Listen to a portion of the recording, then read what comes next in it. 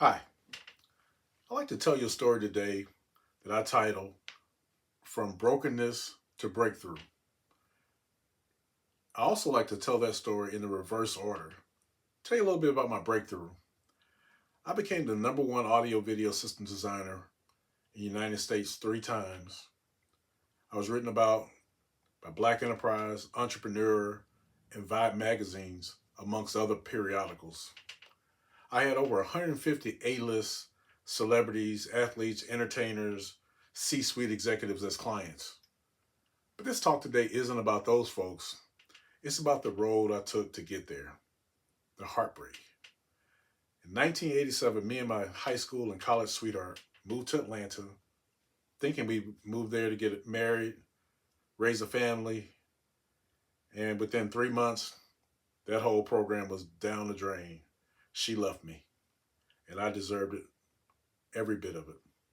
But nonetheless, I spent the next half a year trying to get her back. I did everything and could not get her back, and I was walking around a wounded man. I was heartbroken. I couldn't keep a job, couldn't focus. But I did have a job one day. I was at lunch and I looked to the left and I saw a U.S. Army recruiting office. By the time I came out and had never thought about this at all, I made the wise step of joining the Army Reserve. I say reserves because the reserves is a 2 year commitment. The regular Army is 4. And if you excel in basic training in military college as a reservist, you have the option of going regular Army. But anyway, all I needed was 2 years. I joined the reserves, went to basic training at 24 years old. Now I'm out there competing and running against 17 and 18-year-olds. And I got to say, keeping up. But it was the marching that had me, because I had no idea that almost every song we marched to was about this guy named Jody who stole your girlfriend and gone. And that's exactly what happened to me, because there was a guy in Atlanta. He stole my girlfriend. And I left myself vulnerable. So I take full credit. But nonetheless, we marched, and every step we took, I began to get over it. And get over it, I did. And by the time I went to military college, I had my boldness back. I had my swagger back. And I was listening to music again. I was hearing music where for a long time I couldn't hear it. And that Bobby Brown's album, Don't Be Cruel, came out. And there were some music producers on that album called L.A. Reid and Babyface that I just had fallen in love with. They had a song called Don't Be Cruel. And I listened to it over and over and over. I think every time somebody came to my room, that album was playing. But nonetheless, fast forward, I'm out of AIT. And my first day at my new job, I went back to my love. I went back to audio video. I pick up the phone, and it's L.A. Reid on the phone. He stated that him and Babyface had moved their business, LaFace Records, to Atlanta, and they needed audio video systems. And the company put me in charge of the installation and the maintaining the service of their home.